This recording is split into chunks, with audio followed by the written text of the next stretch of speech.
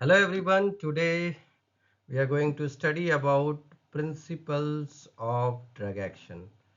हम जितने भी ड्रग्स फार्माकोलॉजी में पढ़ते हैं वो सारे ड्रग स्पेसिफिकली 5 ही प्रिंसिपल पे एक्ट करके अपनी एक्शन देते हैं। उसमें सबसे पहला प्रिंसिपल है ड्रग का स्टिमुलेशन।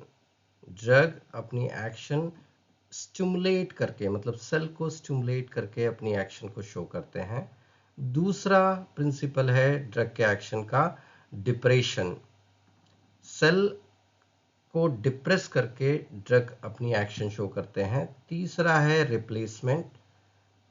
ड्रग स्पेसिफिकली किसी चीज को रिप्लेस करके अपनी एक्शन को शो करते हैं।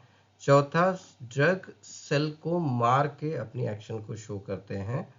और last is the irritation. Drug cells को इरिटेट करके अपनी एक्शन को शो करते हैं।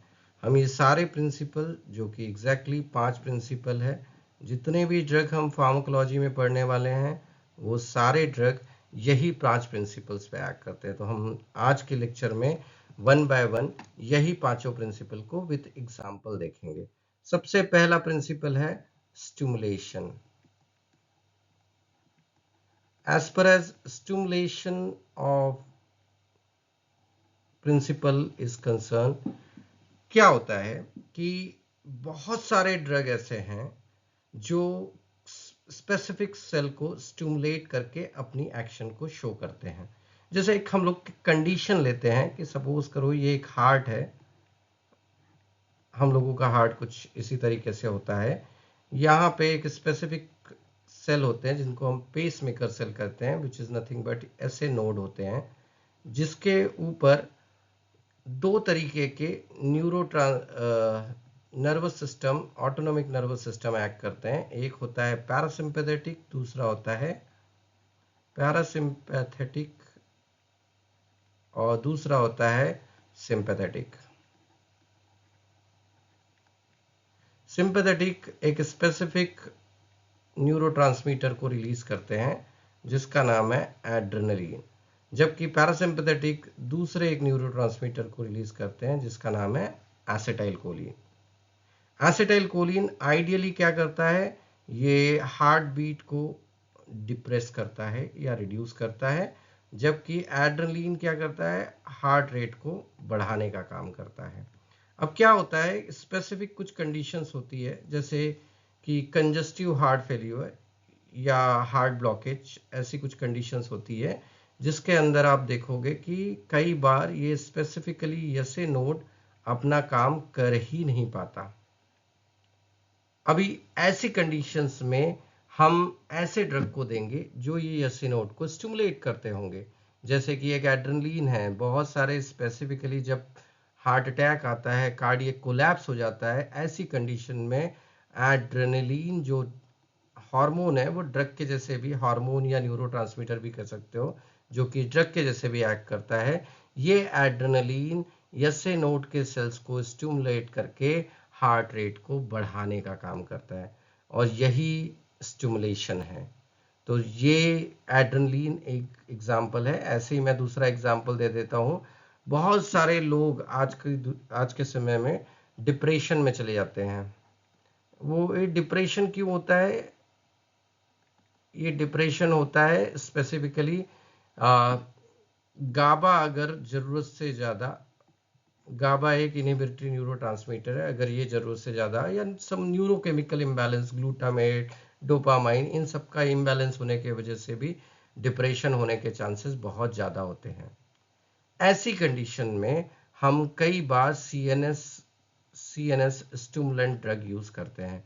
ये सीएनएस स्टिमुलेंट ड्रग एक्चुअली क्या करते हैं, many of them actually brain cell को स्टिमुलेट करके, न्यूरोट्रांसमीटर को एक्टिवेट करके ब्रेन को स्टिमुलेट करने का काम करते हैं। जैसे कि एक इसमें से स्पेसिफिक ड्रग है हम जिसको फ्लूऑक्सीटिनिन कहते हैं।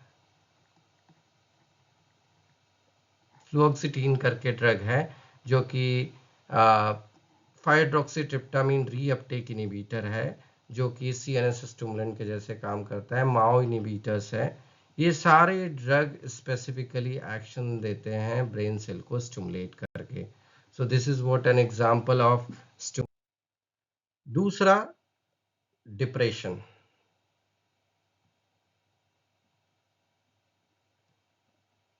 What is depression? कई सारी डिसीजेस हमें होती है बिकॉज हमारी बॉडी होम्योस्टेसिस को डिस्टर्ब होने की वजह से। कई सारी डिसीजेज हैं जिसके अंदर सेल जरूरत से ज़्यादा ओवर वर्किंग करने लग जाते हैं। अब सेल अगर जरूरत से ज़्यादा ओवर वर्किंग करेंगे, ऐसे कंडीशन में हमको सेल को डिप्रेस करके हम ड्रग का इफेक्ट चेक करते हैं या ड्रग का इफेक्ट हमें मिलता है। जैसे कि एक डिसीज है साइकोसिस या मेनिया जैसी डिसीजेस, जहाँ पे हम जनरली कुछ, या एंजाइटी, ऐसे डिसीजेस को ठीक करने के लिए हम CNS डिप्रेसेंट ड्रग्स यूज करते हैं। ये CNS डिप्रेसेंट ड्रग एग्जैक्टली करते क्या है? जैसे कि एक एग्जांपल ले लीजिए, बारबिचुरेट नाम का ड्रग है। बारबिचुरेट बारबिचुरेट ये क्लास है एक्चुअली। इसके अंदर एग्जांपल आते हैं phenobarbitone, पेंटोबार्बिटोन।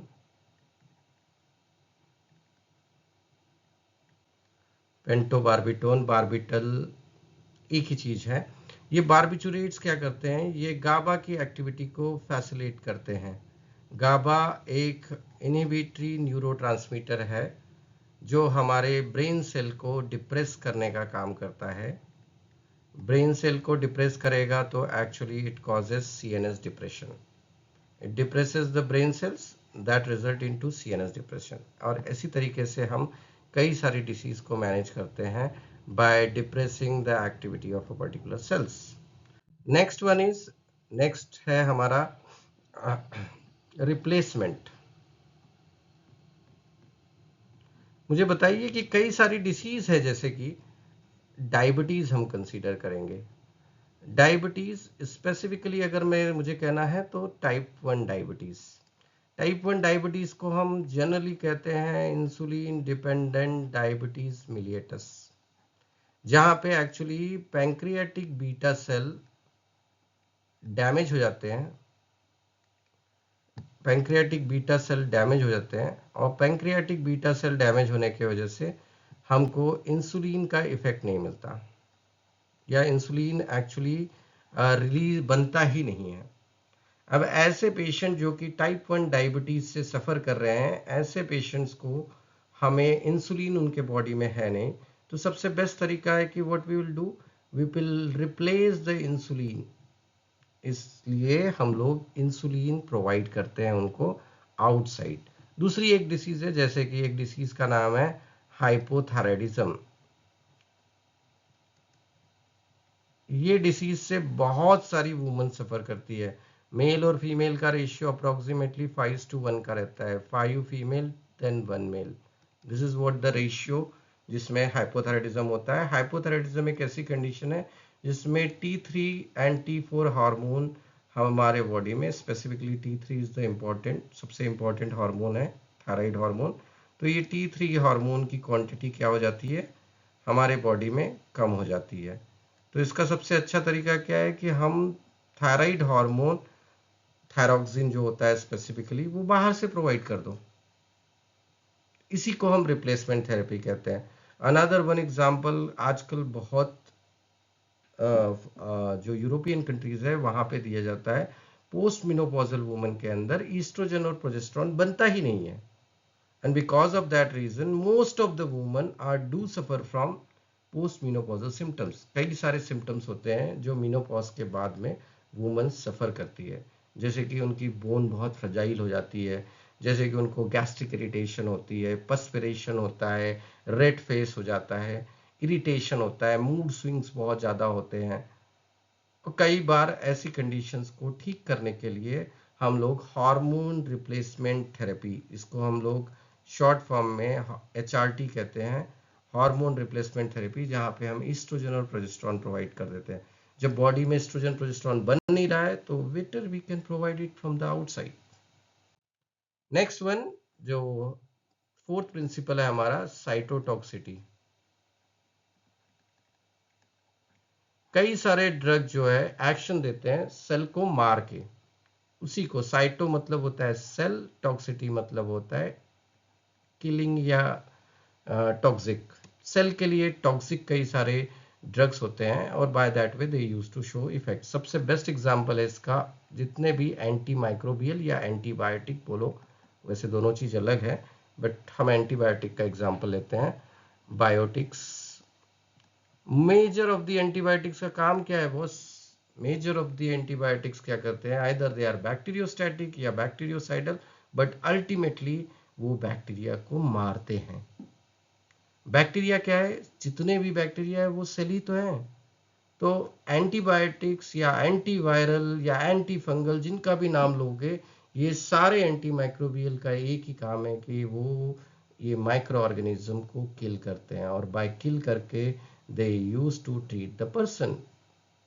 So this is one example. Another one, cancer. कई सारे ड्रग है जो कैंसर में यूज करते हैं, जिनको हम न्यूप्लास्टिक ड्रग्स भी कहते हैं या एंटी कैंसर ड्रग भी कहते हैं। एग्जैक्टली कैंसर है क्या? अनकंट्रोल्ड ग्रोथ ऑफ सेल,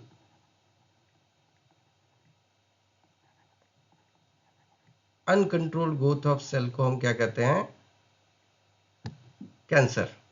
अब मुझे कैंसर को अगर ठीक करना होगा तो सबसे बेस्ट तरीका ये है कि I can reduce the growth of cell.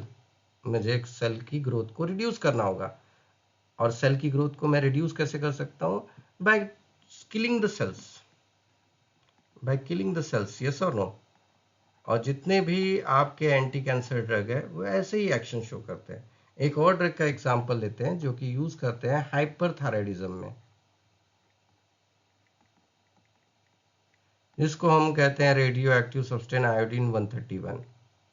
ये आयोडीन 131 क्या है कि ये आयोडीन है प्लस इस पे हमने रेडियो आइसोटोप लगा दिया हुआ है।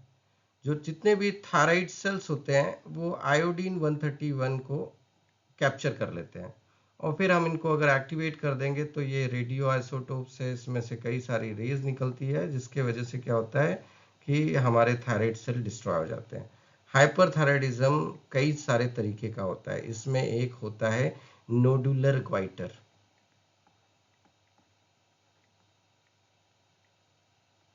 ग्वाइटर, इसी को हम थायरोटॉक्सिकोसिस भी कहते हैं, जहां पे इसका मतलब है थायराइड हार्मोन की टॉक्सिटी।